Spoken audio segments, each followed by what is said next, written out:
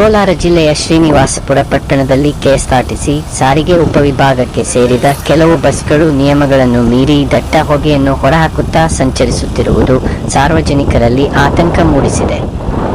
ರಸ್ತೆಯಲ್ಲೇ ಓಡಾಡುವಾಗ ಈ ಬಸ್ಗಳು ಗೂಡ್ಸ್ ರೈಲುಗಳಂತೆ ಕಪ್ಪು ಹೊಗೆಯನ್ನು ಹೂಬಿಡುವ ದೃಶ್ಯ ಸಾಮಾನ್ಯವಾಗಿದ್ದು, ಇದರಿಂದ ವಾಹನ ಸವಾರರು, ಪಾದಚಾರಿಗಳು ಹಾಗೂ ಪರಿಸರಕ್ಕೆ ಗಂಭೀರ ಹಾನಿ ಉಂಟಾಗುತ್ತಿದೆ.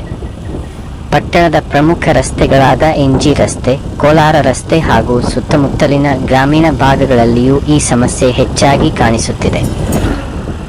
ಬಸ್ಗಳ ಹಿಂಭಾಗದಿಂದ ಹೊರಬರುವ ದಟ್ಟ ಹೊಗೆ ರಸ್ತೆಯಲ್ಲಿ ದೃಶ್ಯಮಾನತೆಯನ್ನು ಕಡಿಮೆ ಮಾಡುವುದರ ಜೊತೆಗೆ ಹಿಂಬದಿ ವಾಹನ ಸವಾರರಿಗೆ ಅಪಾಯವನ್ನು ಉಂಟುಮಾಡುತ್ತಿದೆ. ವಿಶೇಷವಾಗಿ ದ್ವಿಚಕ್ರ ವಾಹನ ಸವಾರರು ಉಸಿರಾಟದ ತೊಂದರೆ ಅನುಭವಿಸುತ್ತಿರುವುದಾಗಿ ತಮ್ಮ ಅಳಲುಗಳನ್ನು ವ್ಯಕ್ತಪಡಿಸಿದ್ದಾರೆ. ಸ್ಥಳೀಯರು ಹೇಳುವಂತೆ ಪ್ರತಿದಿನ ಬೆಳಗ್ಗೆ ಮತ್ತು ಸಂಜೆ ಸಮಯದಲ್ಲಿ ಈ ಬಸ್ಗಳು ಸಂಚರಿಸುವಾಗ ಕಪ್ಪು ಹೊಗೆ ಸಂಪೂರ್ಣ ರಸ್ತೆಯನ್ನು ಆವರಿಸುತ್ತದೆ. ಮಕ್ಕಳಿಂದ ಹಿಡಿದು ಹಿರಿಯರ ತನಕ ಎಲ್ಲರಿಗೂ ಉಸಿರಾಟದ ಸಮಸ್ಯೆಗಳು ಹೆಚ್ಚಾಗುತ್ತಿವೆ ಎಂದು ಆರೋಪಿಸಿದ್ದಾರೆ. ಪರಿಸರ ತಜ್ಞರ ಪ್ರಕಾರ ಈ ರೀತಿಯ ವಾಹನಗಳಿಂದ ಹೊರಬರುವ ದಟ್ಟ ಹೊಗೆ ವಾಯು ಮಾಲಿನ್ಯವನ್ನು ಹೆಚ್ಚಿಸುವುದಲ್ಲದೆ ದೀರ್ಘಾವಧಿಯಲ್ಲಿ ಶ್ವಾಸಕೋಶ ಸಂಬಂಧಿತ ರೋಗಗಳಿಗೆ ಕಾರಣವಾಗಬಹುದು. ಸರ್ಕಾರದ ನಿಯಮಗಳ ಪ್ರಕಾರ ಪ್ರತಿಯೊಂದು ವಾಹನವು ಮಾಲಿನ್ಯ ನಿಯಂತ್ರಣ ಪ್ರಮಾಣ ಪತ್ರ (PAC) ಹೊಂದಿರಬೇಕು. ಆದರೆ ಈ ಬಸ್ಗಳು ಆ ನಿಯಮಗಳನ್ನು ಪಾಲಿಸುತ್ತಿವೆ ಎಂಬುದು ಪ್ರಶ್ನಾರ್ಹವಾಗಿದೆ.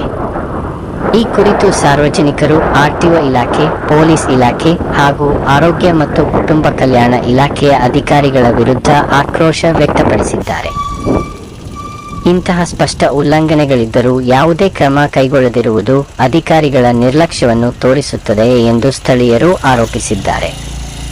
ಸಾರಿಗೆ ಇಲಾಖೆಯವರು ಬಸ್ಗಳ ನಿಯಮಿತ ಪರಿಶೀಲನೆ ನಡೆಸಿ ದೋಷಪೂರಿತ ಎಂಜಿನ್ಗಳನ್ನು ತಕ್ಷಣ ಸರಿಪಡಿಸಬೇಕು ಅಥವಾ ಅವುಗಳನ್ನು ಸೇವೆಯಿಂದ ಹೊರತೆಗೆದು ಹೊಸ ಪರಿಸರ ಸ್ನೇಹಿ ಬಸ್ಗಳನ್ನು ಬಳಕೆಗೆ ತರಬೇಕು ಎಂಬುದು ಸಾರ್ವಜನಿಕರ ಒತ್ತಾಯವಾಗಿದೆ.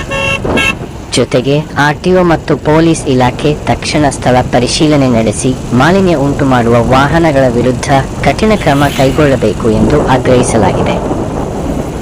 ಇದರಿಂದಾಗಿ ಪರಿಸರದ ಸಂರಕ್ಷಣೆ ಹಾಗೂ ಸಾರ್ವಜನಿಕರ ಆರೋಗ್ಯದ ಹಿತಾಸಕ್ತಿಯನ್ನು ಕಾಪಾಡಲು ಸಂಬಂಧಿಸಿದ ಎಲ್ಲ ಇಲಾಖೆ ಅಧಿಕಾರಿಗಳು ಜಾಗೃತರಾಗಬೇಕು ಎಂಬುದು ಸ್ಥಳೀಯರ ಅಭಿಪ್ರಾಯವಾಗಿದೆ.